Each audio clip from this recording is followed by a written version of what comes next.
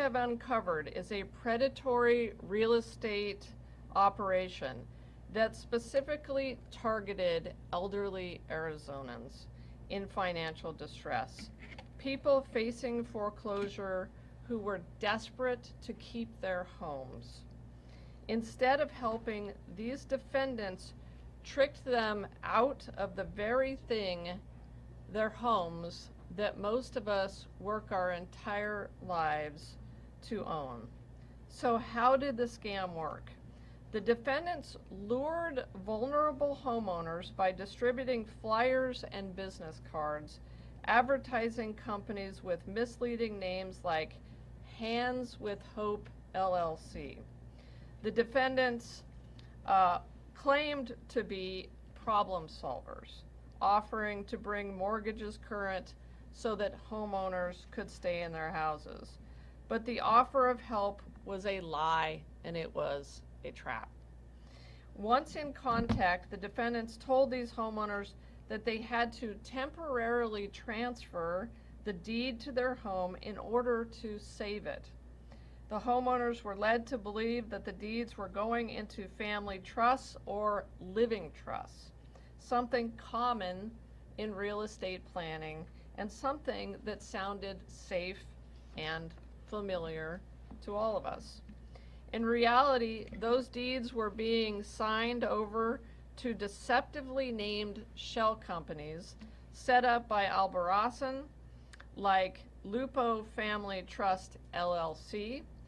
These were not trusts at all.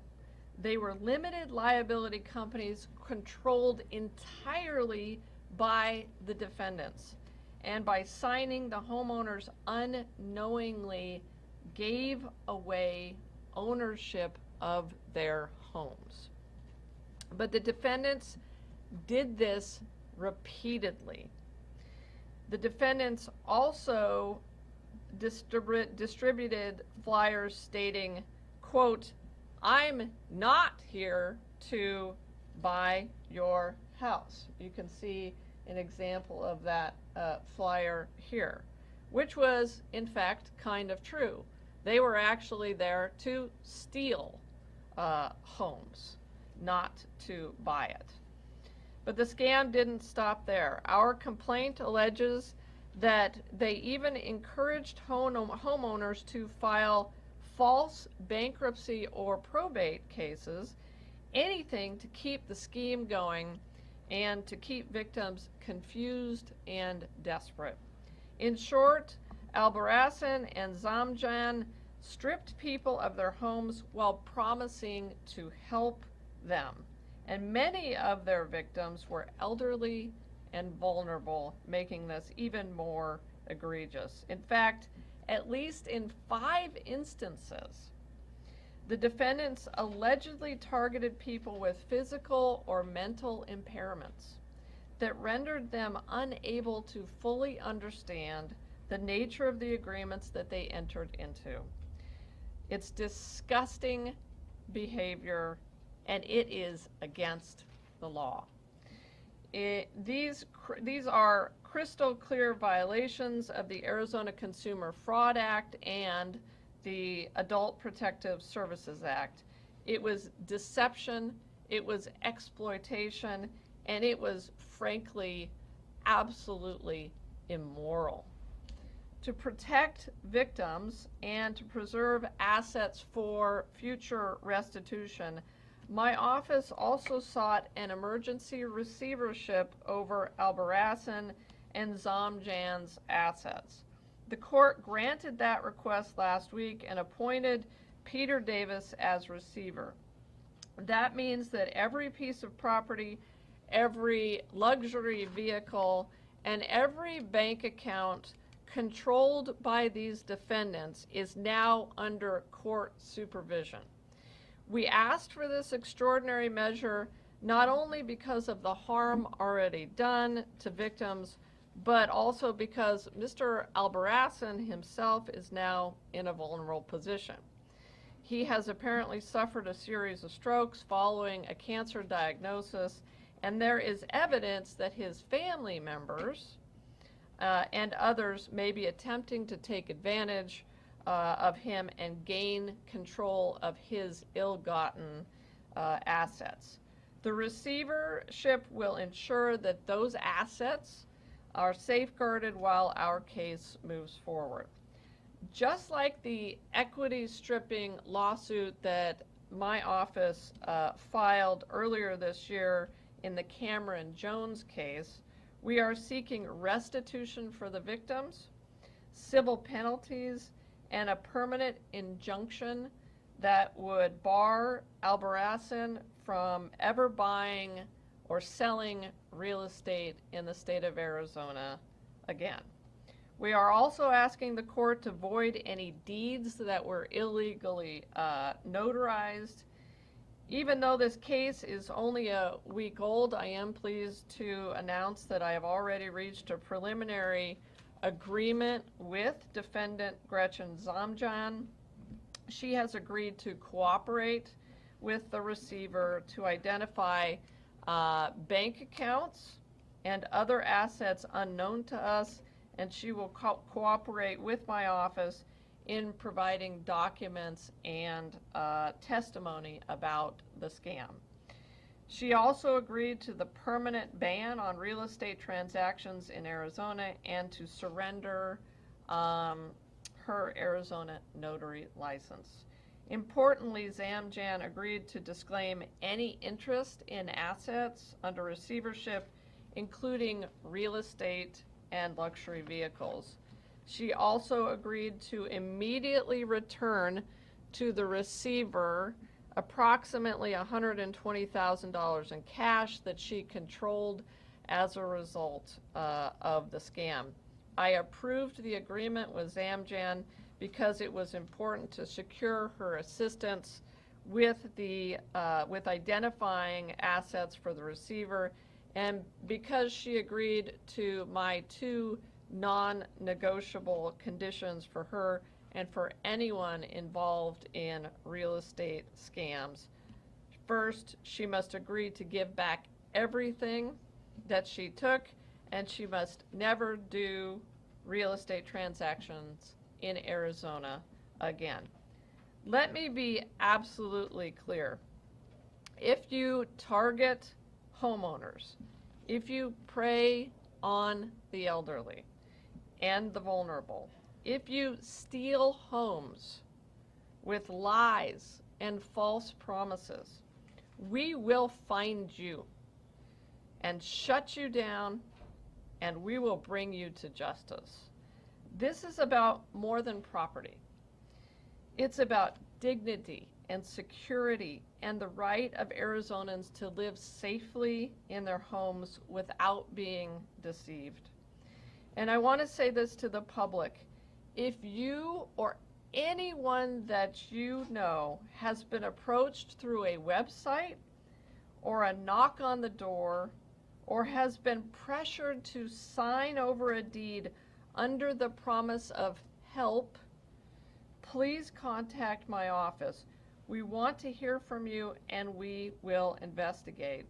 And I really want to underscore this point because we believe there are most likely many, many other victims out there. We would like you, if you believe you've been victimized by this scam or a similar scam, please reach out to our office either through our website or over the phone, and we hope to be able to help you.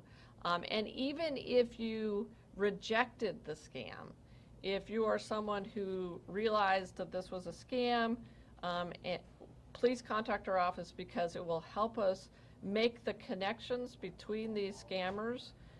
We believe there is a large network of scammers engaged in this equity stripping activity and this essentially outright stealing of homes, and we are in the process of connecting those dots.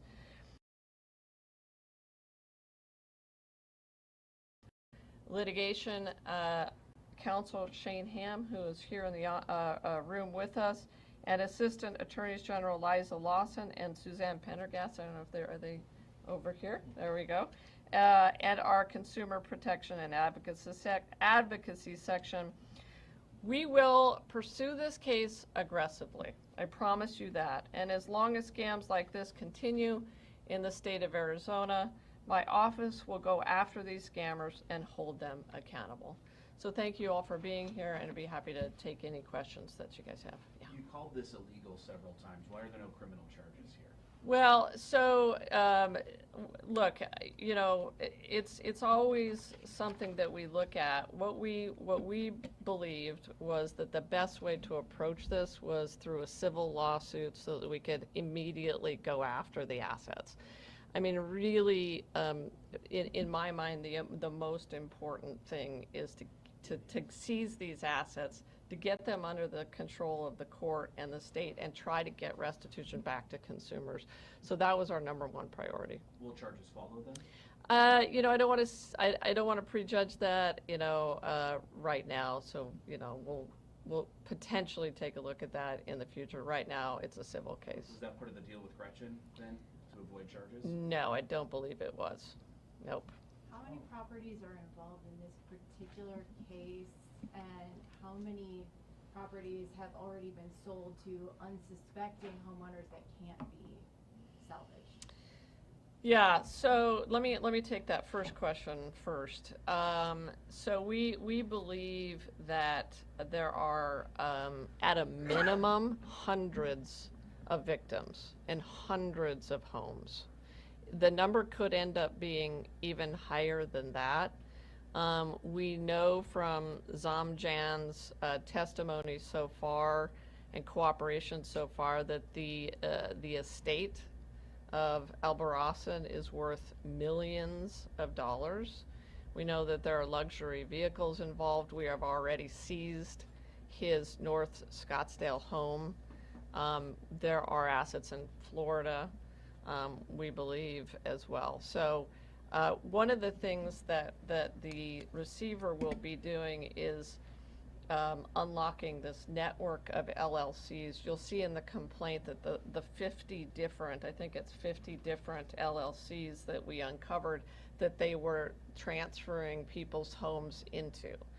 And so this whole process of getting the receiver in place is really important so that we can start to unwind that. But again, we do think that, you know, when you, and a big portion of this case really arose out of the Cameron Jones case, because Albarracin at one point was working with Cameron Jones and his associate, and we believe that there is a much wider network of scammers engaged in the same kind of activity out there, such that it is highly likely that there are hundreds of these scammers roaming the streets of Maricopa County, trying to steal people's homes out from underneath them. Hundreds of people. Are there any people who do this kind of business legitimately when people are getting close to foreclosure and looking for relief? Yeah, I mean, there are certainly people, licensed real estate agents, who can help people legitimately sell their home if they are in trouble. But the problem here is with equity stripping and with this activity here. I mean, in this case, these scammers were literally taking the entire home.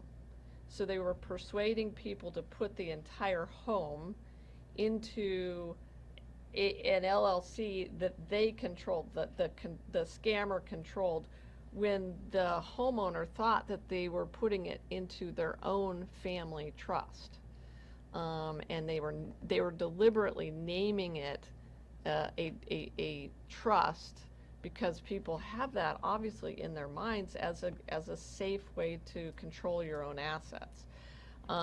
So yes, there's help, but I guess what we would recommend, and Shane can add to this, but what we would recommend is, you know, only do business with a trusted, licensed real estate broker or real estate agent, or a trusted attorney.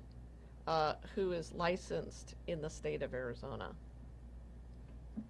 Going back to the network of folks you're saying could be operating throughout the county, it seems that there's a level of interconnectedness here. I was wondering if you could explain that for how you believe these different entities are interacting with one another. Yeah, I mean, we think that this is so. I'll give you an example of why we think this is either interconnected or well known in this ecosystem. There are conversations on Reddit about this that are out in the open. There are seminars that are put on where people talk about, you know, how to get rich quick through these real estate schemes, and now we have uncovered these connections between these two major cases that our office has brought that strongly suggests to us that there are connections between the fraudsters. Maybe not entirely. Obviously, there are separate fraudsters. One of the things that we have noticed happening, that my team has noticed happening, is that when someone's home is goes onto the, I want to make sure I get this language correct. When someone's home, when a notice of trustee sale goes on the county recorder's website, you will often see dozens of these drivers or individuals that have been hired by the scammers racing to that person's home to try to be the first person to sign them up and scam them out of their homes. So there's a race. Once they see that information, there is a race to get to that person's home to try, and these are door knockers that have been hired, and it's kind of like a pyramid scheme. The lead fraudster will hire a team of door knockers to go out, and then they will promise that the successful door knocker maybe $5,000 kickback from the home that they steal. But sometimes it can take upwards of 100 door knocks in homes for that driver or runner to get their money. So it's extensive. We believe it's very extensive. Stacy. So if you were the victims of this scam, the deed goes to these illegitimate LLCs, but what happens to them and their homes? Like, they no longer own them on paper, but are they also, do they get moved out, or like? So great question.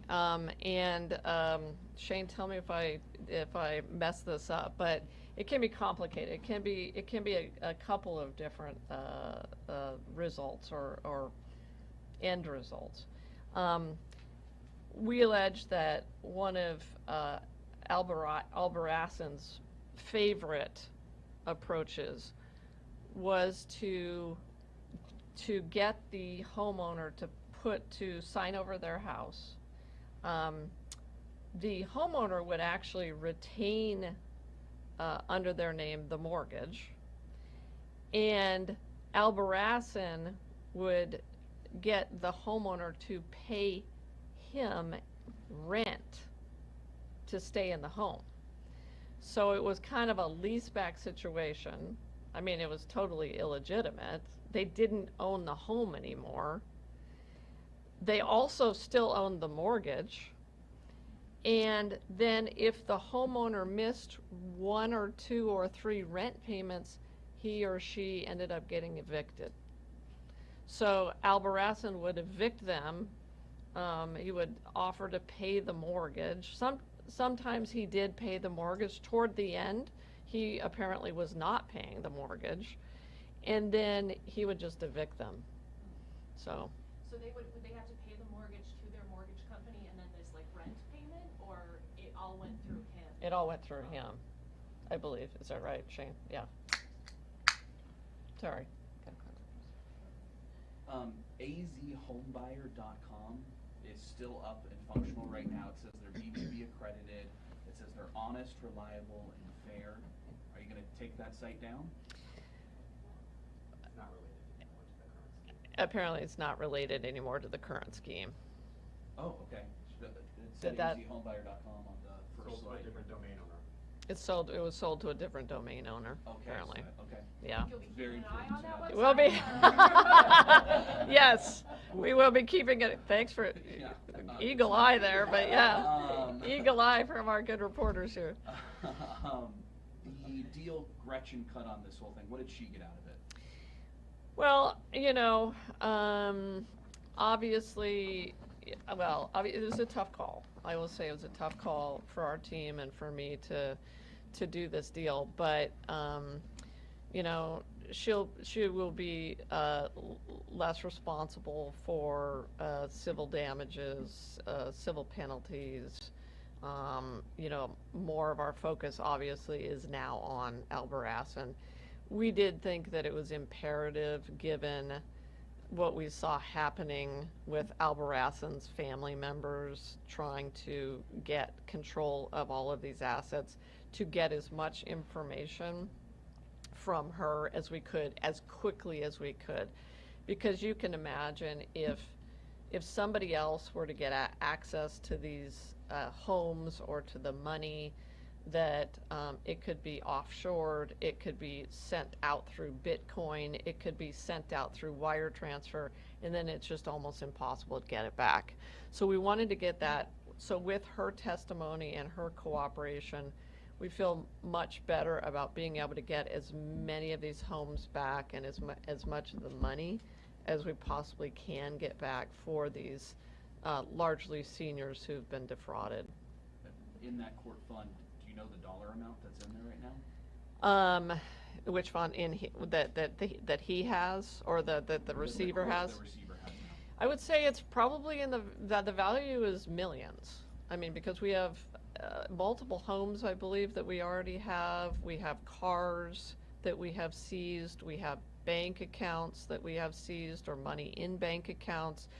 The amount of money is only going to go up because she's giving us information in a real-time basis about where the money is and where the bank accounts are, where the houses are.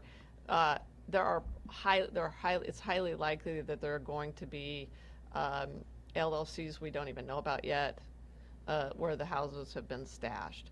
And so that's why, again, I want to reinforce this. Like, we really want people to contact us. If you have ever had any contact with these individuals, we believe it's possible that some people may not even know yet that their house was stolen from them. They may be making these rent payments, or they just may not know yet. Sometimes this scheme is being discovered by family members after their loved one has passed away. So they're in the estate settlement process and they discover that the home was stolen by Albarracin. What's the, I'm sorry. I just was asking about the timeline. You mentioned this is growing and active, but yeah, when was the office first tipped off and started pursuing this? Yeah, also a great question. So I would say Albarracin has been on our radar screen for, I would call it multiple years. When you read the complaint, you'll realize that he lost his real estate license back in, I believe, 2015. And for similar bad behavior. The extent of his schemes and fraud really came to our attention during our Cameron Jones investigation. And so we believed that it was important to open up a separate investigation and a separate case on Albarracin, specifically because of the breadth and scope of it and how huge it was. What is the update on the Cameron Jones case? It's ongoing. We're still in the process of working through that, and working through trying to recover assets. Have any of his co-defendants made any deals, or have there been any assets recovered from that case? Yes, assets have been, I believe. Shane, do you want to speak to that? There's no receivership in that. Oh, we don't have case. that's right, we don't So have we receiver. have one consent judgment with Yes, so the answer is we've had a consent judgment with one of the door knockers in that case. We don't have a receiver in that case. Because you haven't tried for it, because there's no money there? We just, from a litigation standpoint, we thought it was better to go this route, and this, you know, I think it's probably safe to say this case was more, we had the more of an opportunity to get assets back through a receiver in this case. Yeah, yeah.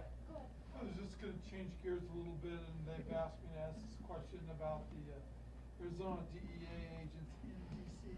Mm-hmm. Yes. Well, you know, as you all know, we do a lot of work with the DEA. I think it's fair to say the vast majority of the DEA's prosecutions, we work closely together, combating the Mexican drug cartels.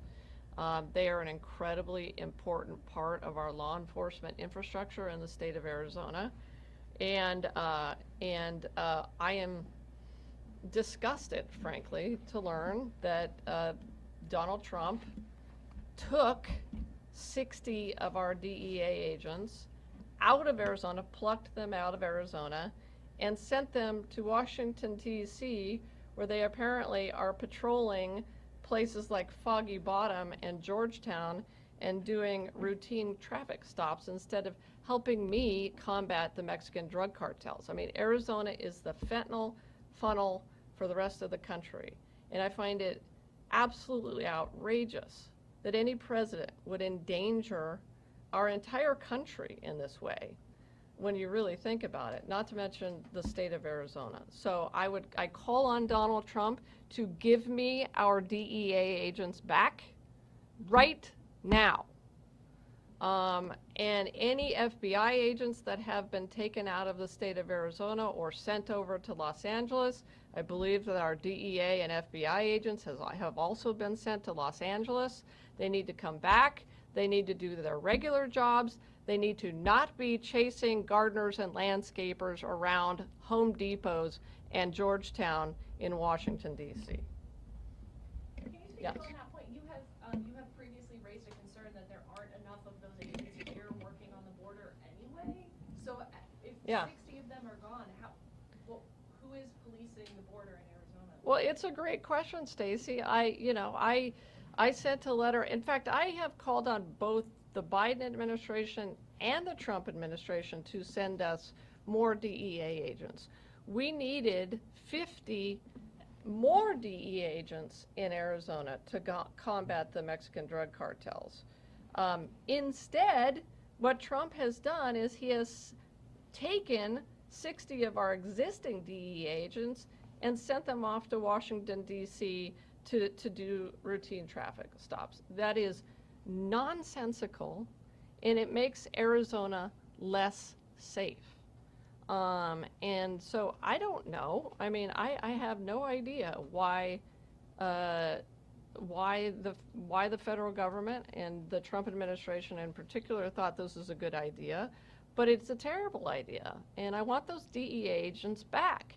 And it is harming our ability to do drug prosecutions, because as I said, we work hand in glove with the DEA to not only investigate major drug trafficking cases in Arizona, but then I do the prosecutions. So if these DEA agents are out in Georgetown and Washington, D.C., they can't be here with me doing these prosecutions and doing these investigations. And the same goes for the fact that they sent them to Los Angeles for absolutely no reason. So like ballpark, how many are here? It's my understanding that there's about 300, subject to check, I believe there are about 350 total DEA agents in Arizona, and they just sent 60 of them to Washington, D.C. I don't know how many of them have been shipped off to Los Angeles, but I believe there are a fair number who have been sent to Los Angeles. And I would also add, that doesn't even count the number of FBI agents that have been sent to Washington and to LA, or the number of ATF agents or the number of HSI agents, all of whom work on drug trafficking cases with me, and they work on sex trafficking cases with me, and they work on human smuggling cases with me. Why are they in Washington, D.C., stopping people for, traffic violations rather than being right here in Arizona fighting the Mexican drug cartels? Have you had any communication from the DOJ, from the DEA about when you might expect it back? No. I don't think they ever even responded to my first letter asking for more DEA agents to come to Arizona. Yeah. No, unfortunately, no, I haven't. We do intend to send another letter to Pam Bondi asking for the agents back. I would like all of our agents back in Arizona, FBI, DEA, HSI, ATF. And they better not start sending them to other places like New York or Chicago also. I mean, I'll object, obviously, if they do that, but yeah, Wayne, sorry. Federal question. The New York Post reported this morning that the Department of Commerce is canceling some CHIPS Act related funding that was going to help build a CHIPS facility at ASU. Given that that's another example of congressional funding, it seems is that something that's on your radar? Have you heard about this? Do you plan any action? It's something I've been concerned about. I had been hearing rumors about the possibility of this. It's very, very concerning. And yes, it is certainly something that we will be looking at in terms of whether it's illegal and unconstitutional, just like many of the other 25 lawsuits that we have filed, especially if it was a prior congressional authorization. It would seem to me that it would fall under the same bucket as something that was done illegally by the Trump administration. We'll obviously have to follow up on that. It's the first I had heard about the ASU one, but we'll have to follow up on the details of it to find out when the congressional authorization occurred. Obviously, that's something that we often file lawsuits related to separation of powers and violations of the APA.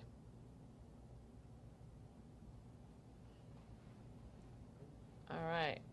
Any other questions? Thanks, you guys, for coming down. Appreciate it. Thank you. And Richie is available on chain for follow-up if you have any. So.